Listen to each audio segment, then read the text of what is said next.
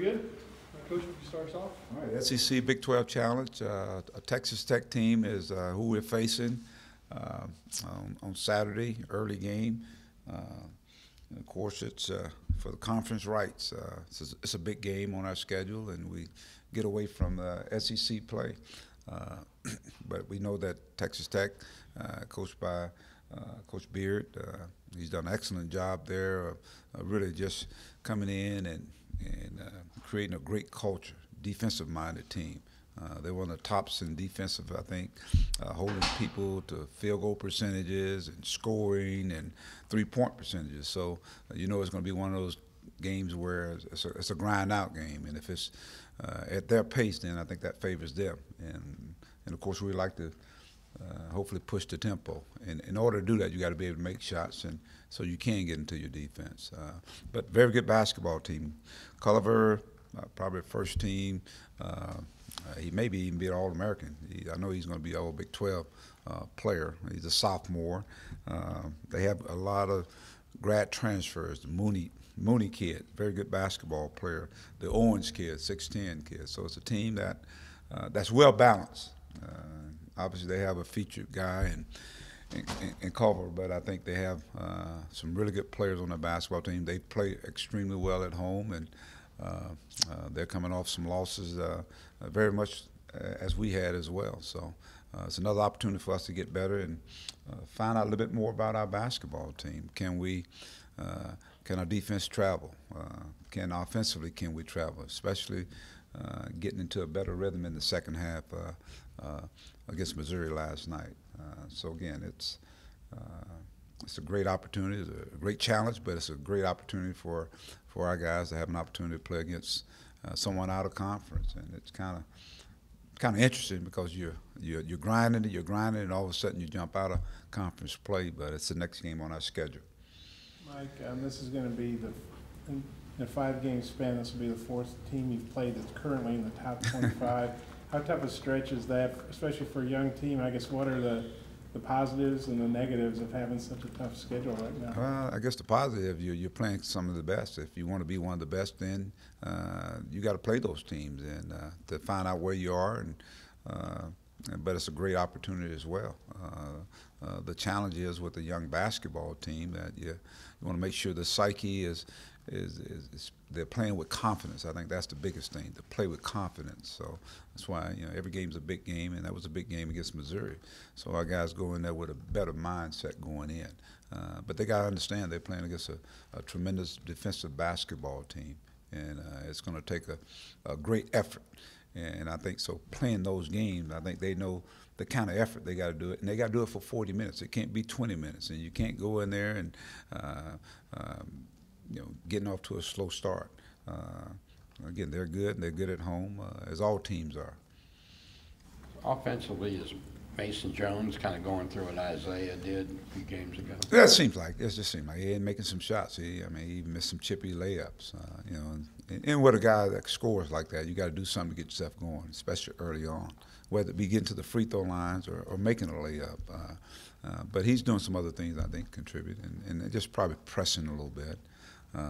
So next game, hopefully he'll show up for us because we'll need him to show up.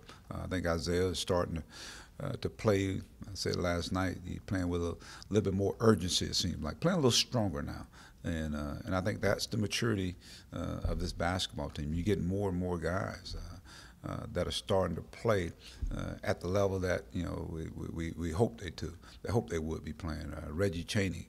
You can see he's a guy that can play above the rim, and his activeness on defense and being able to score around the basket. And I think he ended up with like 3 or 4 assists last night. I'll tell you what, that means a lot for a team that likes to get up and down the floor when you got a forward of that caliber. I assume they're primarily a man-to-man team. I haven't seen them play a little bit at K-State the other night, but what is it that makes their defense so good? I think their defense is, I think they call it a pack defense, where they pack it in there, but at the same time, they, according to scouting reports, they're going to get out to the shooters, and they're going to make it difficult, around the basket. So you got to be able to and they want a grind-out game. I think that's what they want. They want the pace to be in the 50s and the 60s, and that's where they're comfortable at. So that's. But I think defensively, I think they're really all engaged on the same page. Guys coming off the bench, same mindset, and they got some older guys on that team as well. It's really sounds like it's going to be hard to score against our set defense. What do you do to maybe create the turnovers and tempo you had last night, where you can get some fast break points? I play defense ourselves. I think play defense. I mean, get stops. I mean, play defense, get in passing lanes. We got some kids that I think they're great in open transition. We play transition basketball. But at the end of the day, you're going to have to score sometimes in the half court as well. Get to the free throw line. There are a lot of ways to score, Bob, and so we've got to be on point. We got to be able to help one another get open, get the ball to our shooters, get Dan going on the inside. There's some advantage that we have, and we've got to take advantage of it.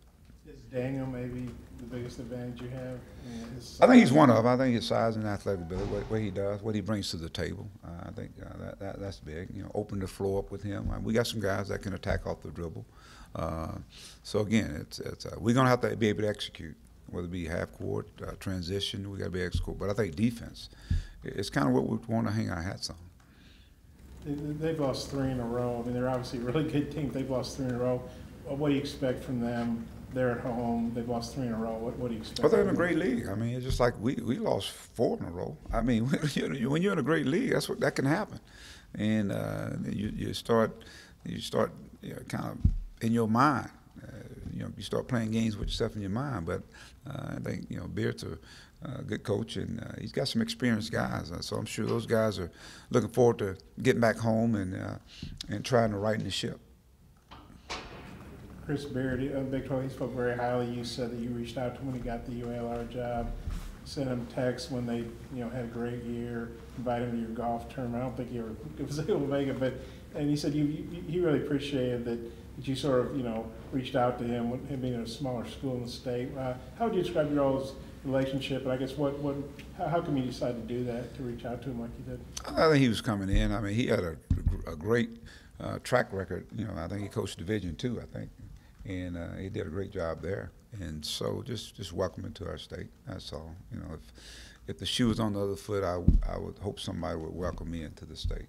And just like I said, seemed a genuine guy, and just one of those hardworking guys. Sometimes there are guys that kind of you think about the route you go to get where you are, and there's some similarities. And just this team.